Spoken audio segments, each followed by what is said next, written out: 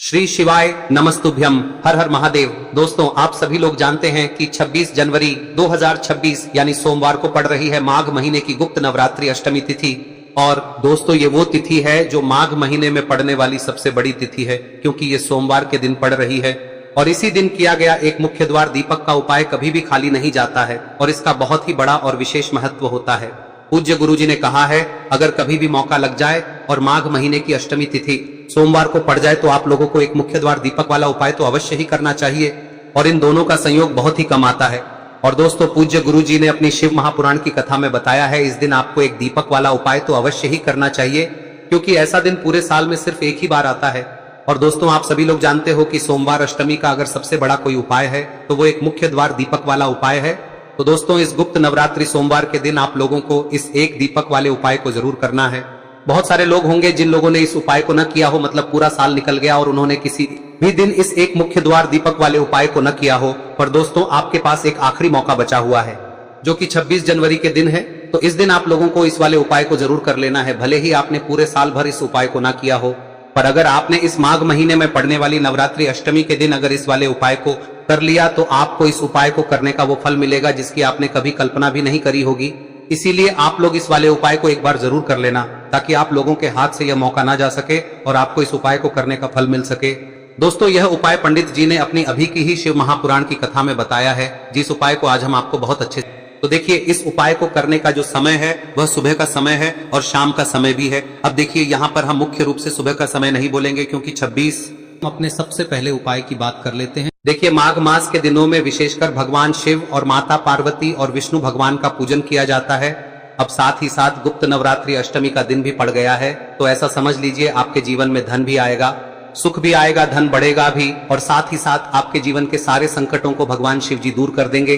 तो चलिए सबसे पहले बात कर लेते हैं सबसे पहले उपाय की, जो कि सोमवार अष्टमी वाले दिन आपको विशेष कर करना है। और इस उपाय को करने से आपकी कोई भी ऐसी इच्छा, कोई भी विश जो अभी तक अधूरी है, पूरी नहीं हो रही है, तो आपकी बड़ी से बड़ी विश और मनोकामना भी पूरी हो जाती है जब आप गुप्त नवरात्रि सोमवार वाले दिन इस पहले उपाय को कर लेते हैं।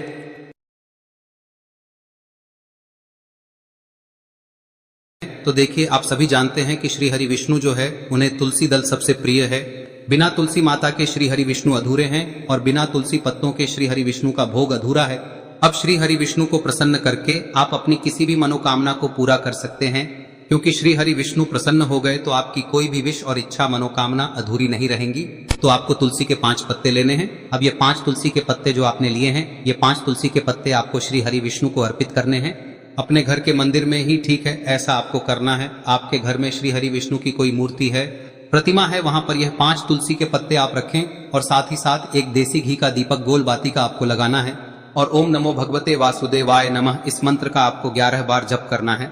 देखो मंत्र कौन सा है, ओम नमो भगवते वासुदेवाय नमः। और फिर श्री हरि विष्णु से अपनी विश, अपनी इच्छा, अपनी मनोकामना कह देना। और फिर देखना आपकी विश और इच्छा, जो भी आपकी मनोकामना है, जो भी अपने जीवन में आपको चाहिए। अगर निर्धनता बहुत है, आप अपने घर से गरीबी को दूर करना चाहते हैं, या फिर धन आपका बढ़ता नहीं है, आप चाहते हैं कि आपका धन बढ़े, या फिर आपके घर में फिजूल खर्ची बहुत होती है, पैसा आपके पास नहीं रुकता है, आप चाहते हैं कि पैसा आपके पास रुके, या फिर घर में कोई व्यक्ति ऐसा है जो बहुत बीमार रहता है, या फिर किसी का विवाह नहीं हो पा रहा है, तो जो भी आपकी इच्छा है, जो भी आपके विश है, बस एक बार श्री हरि विष्णु से कह दे। दिन है, साथ ही 7 साल का सबसे बड़ा दिन है।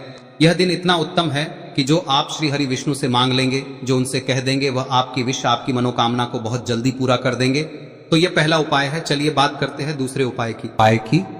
देखो, यदि आपके जीवन में आर्थिक संकट बहुत अधिक हो रहे हैं, धन की समस्या लगातार जीवन में बनी हुई है, एक एक रुपयों को प्राप्त करने के लिए आपको बहुत अधिक मेहनत कर रहे हैं, तो आज रात्रि में सोने से पहले आपको हो यह चमत्कारी दीपक का उपाय अवश्य करना है। या फिर यदि आपका जो व्यापार है, बिजनेस है, दुकान है, वह अच्छे से नहीं चल पा रही है, तो आज रात्रि में इस विशेष दीपक का उपाय आपको अवश्य करना चाहिए। देखो दोस्तों, दीपक हमारे घर में सभी नकारात्मक शक्ति को बाहर करता है। यह उपाय आपको साल में केवल एक बार करने का ही मौका मिलता है। देखिए, इस उपाय के लिए आपको तुलसी जी की जो सूखी लकड़ी होती है उसे ले लेना है। देखिए दोस्तों, यदि आपके पास पुरानी तुलसी जी की लकड़ी है तो उसे आप ले सकते हैं, और यदि आपके घर में तुलसी जी जो लकड़ी है वह सूखी हुई है तो उसकी लकड़ी आप तोड़ के इस्तेमाल कर सकते हैं। लेकिन आपको ध्यान रखना है कि सूर्यास्त से पहले पहले ही आपको ये जो तुलसी जी की लकड़ी है इसे अवश्य ही तोड़ लेना है। तो इस उपाय के लिए आपको सबसे पहले तो एक मिट्टी का दीपक लेना होगा, चाहे तो आटे का दीपक भी ले सके, क्योंकि आटे का दीपक सभी दीपक में सर्वोत्तम माना गया है। इस दीपक के अंदर आपको शुद्ध घी का प्रयोग करना होगा, और इससे दीपक के अंदर आपने जो तुलसी जी की लकड़ी ली है उसे भी रख देना है। लेकिन ये जो तुलसी जी की लकड़ी है इसमें आपको चारों तरफ अच्छे से घी लगा लेना है। देखिए, गुरु जी ने बताया है कि जो तुलसी जी की लकड़ी है यदि आप उपाय करते हैं और बहुत ही शीघ्रता से जल जाती है तो इसके लिए आपको एक कार्य करना है। आपको थोड़ी सी रुई ले लेनी है और उस रुई को आपने जो तुलसी जी की लकड़ी ली है उस पर अच्छे से चारों तरफ लपेट देनी है। तुलसी जी की लकड़ी के ऊपर रुई लपेटने के बाद इसे आपको पूरा घी के अंदर डुबो लेना है। अब इसे आपको बाती के रूप में प्रयोग करना है। अब दोस्तों, इस दीपक को आपको प्रज्वलित कहां करना है?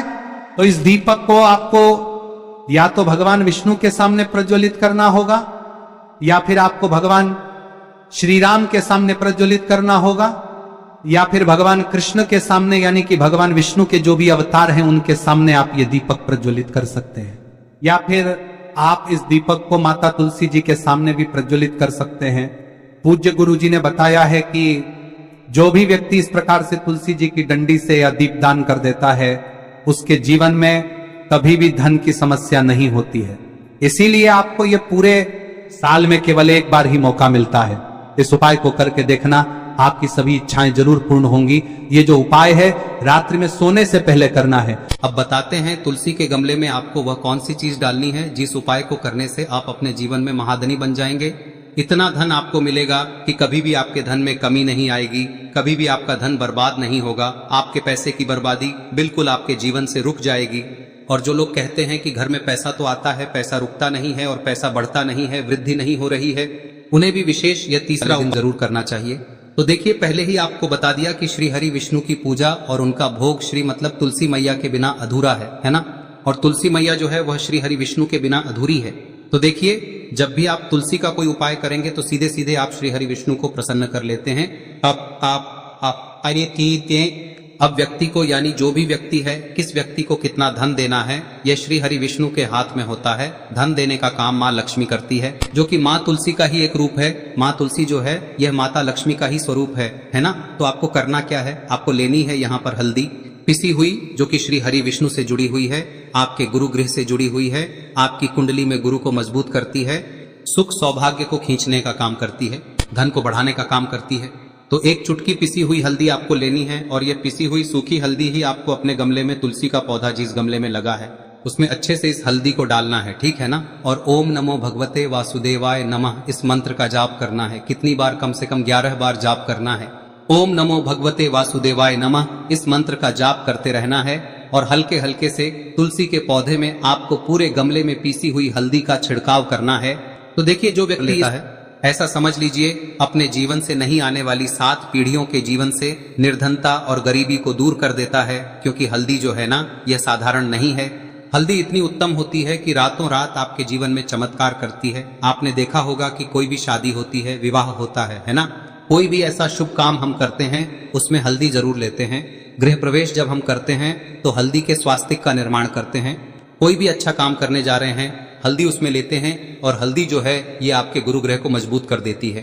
अगर कुंडली में गुरु कहीं ना कहीं मजबूत है तो इससे उत्तम का मिलेगा नहीं। बहुत ही उत्तम उपाय है। तुलसी के गमले में एक चुटकी पीसी हुई हल्दी डालना है, तो यह बहुत ही उत्तम उपाय है।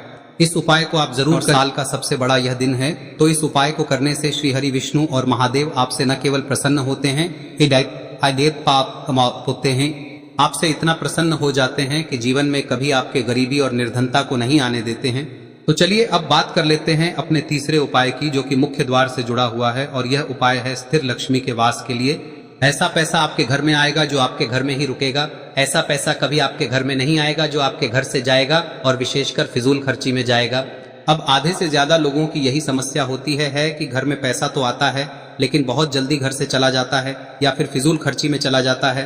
तो धन की बर्बादी जिन लोगों के घर में हो रही है उन्हें विशेषकर यह तीसरा उपाय करना है, या जिन लोगों के पास बिल्कुल पैसा आना बंद हो गया है, सर पर लगातार कर्जा बढ़ रहा है, उन्हें भी यह विशेष तीसरा उपाय करना है। तो देखिए आपको फिर से क्या लेना है। हल्दी लेनी है पीसी हुई, जो कि श्री हरि विष्णु से ही जुड़ी हुई है ना।